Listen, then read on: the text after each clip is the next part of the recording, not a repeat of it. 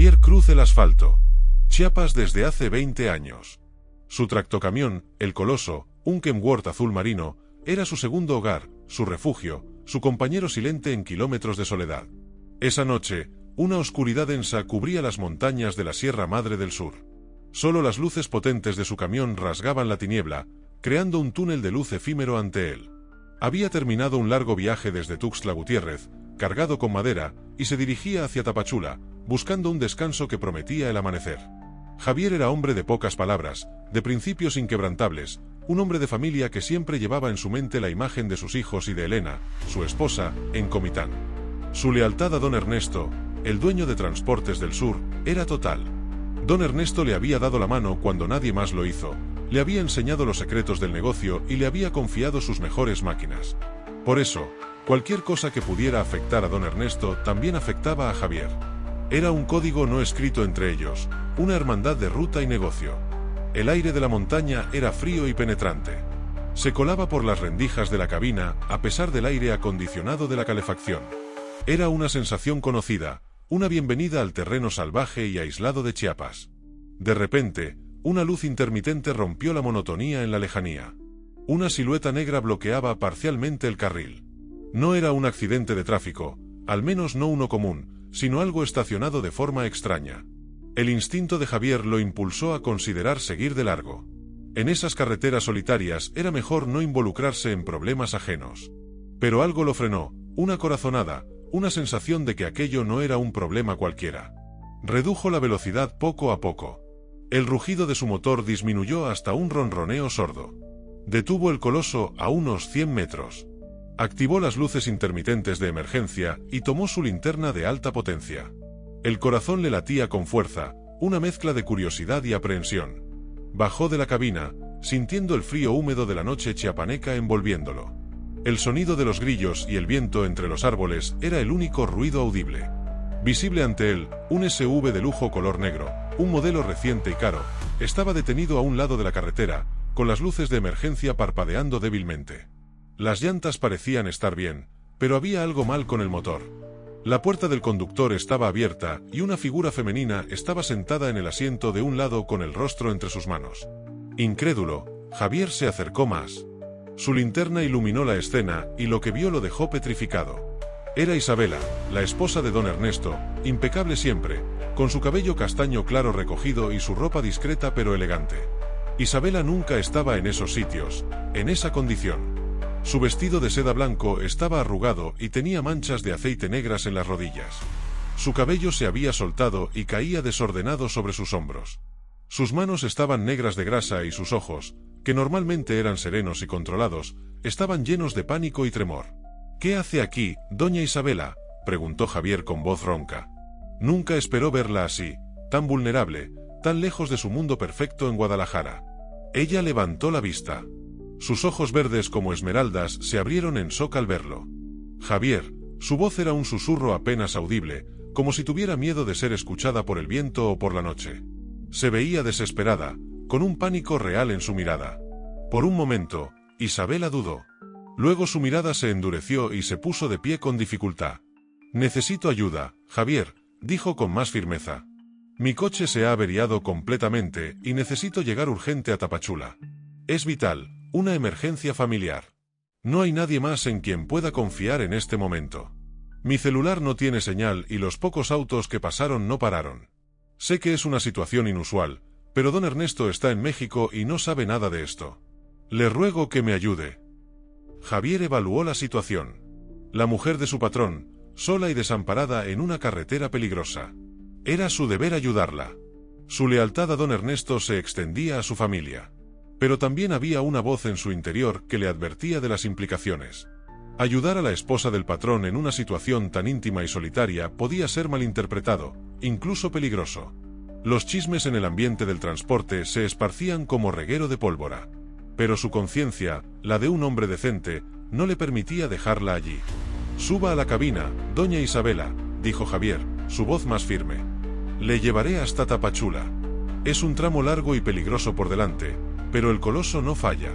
Puede que tardemos un poco, pero llegaremos seguros». Isabela asintió con un alivio visible en su rostro. «Gracias, Javier». No sé cómo agradecerte esto. No le diré a don Ernesto que me viste así, te lo prometo.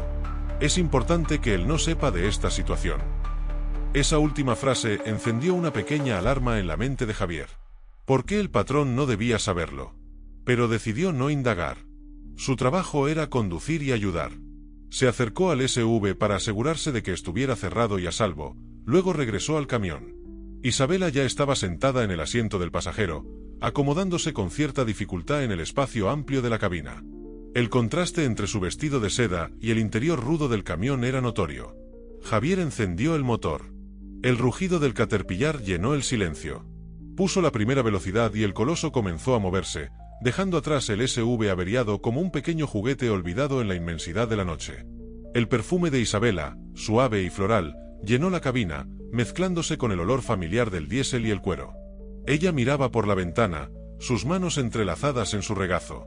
La tensión era palpable, una capa invisible de incomodidad que se extendía entre ellos. ¿Está cómoda, doña Isabela?, preguntó Javier por cortesía. Sí, Javier, gracias, respondió ella, sin voltearse. Es un camión imponente. Nunca había subido a uno. Don Ernesto siempre me dice que eres el mejor. Lo dice con mucha frecuencia, casi obsesivamente. Javier sintió un leve rubor en sus mejillas. El halago, aunque indirecto, era inusual. Solo hago mi trabajo, doña Isabela. Don Ernesto es un buen patrón, confía en mí y yo en él. La conversación cesó. Los kilómetros pasaban bajo las enormes llantas del tráiler. El paisaje montañoso de Chiapas era apenas visible en la oscuridad, con sus contornos fantasmales bajo la pálida luz de la luna. Javier mantenía sus ojos fijos en la carretera, consciente de la presencia de Isabela a su lado. Era una situación extraña, una que nunca habría imaginado. La mujer de su jefe, en la cabina de su camión, en medio de la nada. De repente, el celular de Isabela sonó. Era un modelo pequeño y discreto. Ella lo sacó de su bolso y respondió con un susurro. Sí, ya voy en camino. Sí, estoy con alguien. No, no te preocupes, él no sabe nada. Estoy bien, llegaré pronto. Sí, es urgente, te llamo cuando esté cerca. Su voz era tensa, llena de urgencia. Javier intentó no escuchar, pero el tono de voz de Isabela era inconfundiblemente ansioso. Claramente, había algo más en juego que una simple avería de coche. La llamada terminó. El silencio regresó, pero ahora estaba cargado de un nuevo misterio.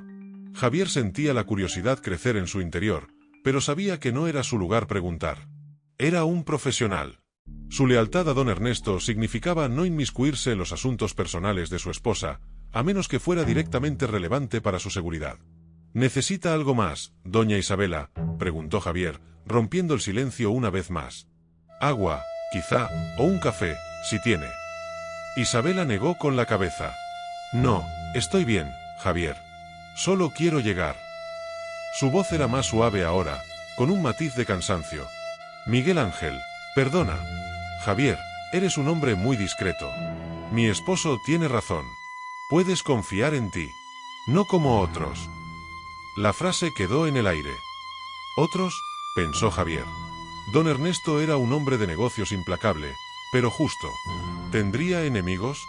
¿Estaría Isabela en peligro? La idea lo inquietó. Su responsabilidad ahora no era solo la entrega de la carga, sino la seguridad de la esposa de su patrón.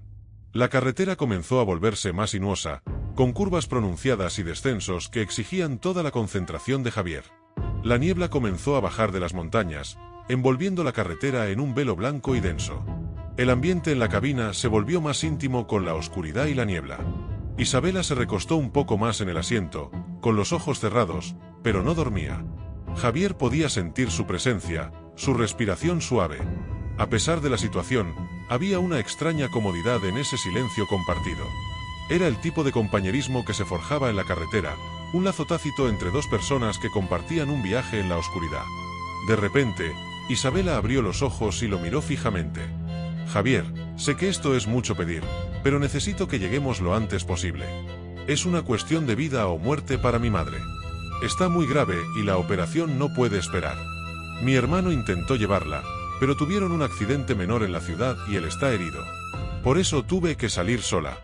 Los doctores me llamaron hace una hora, la situación es crítica.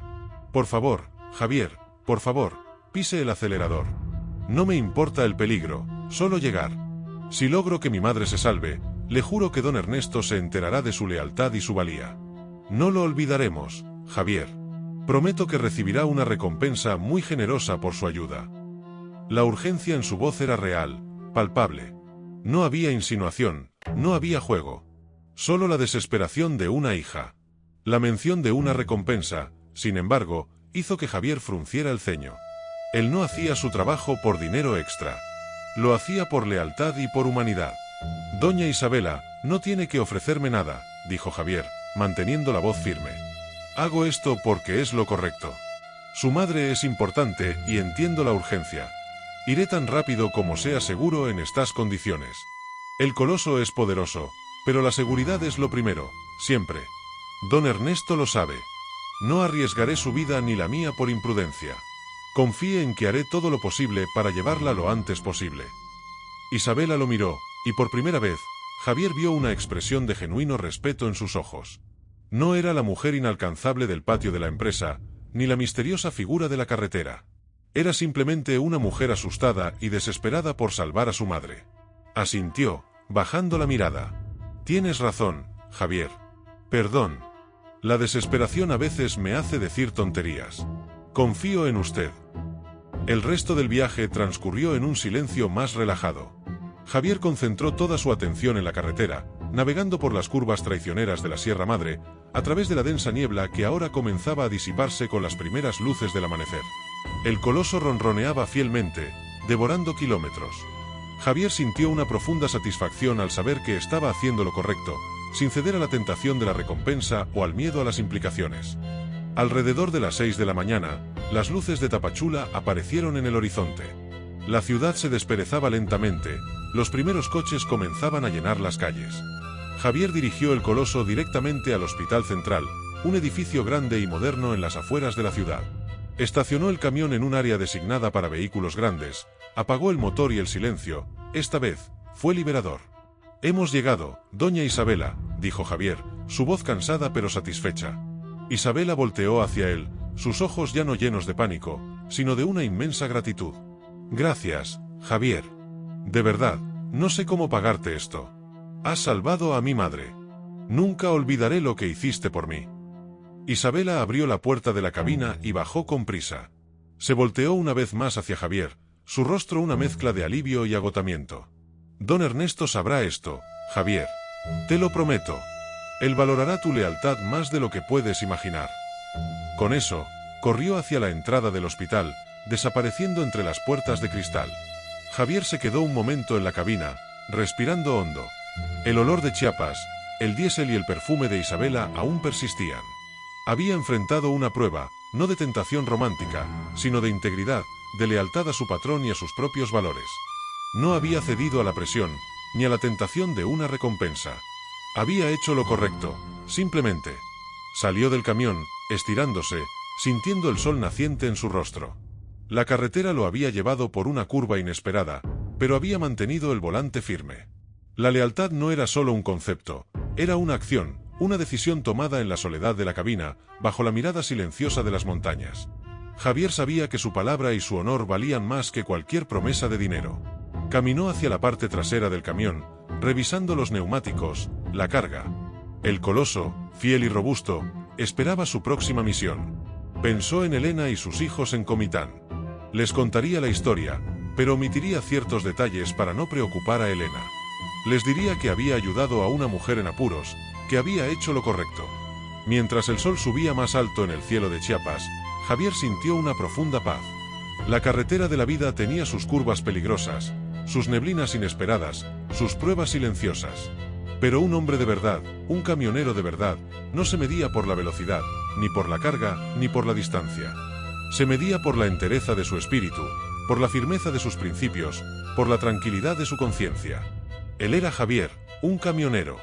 Y había llegado a casa con el alma intacta.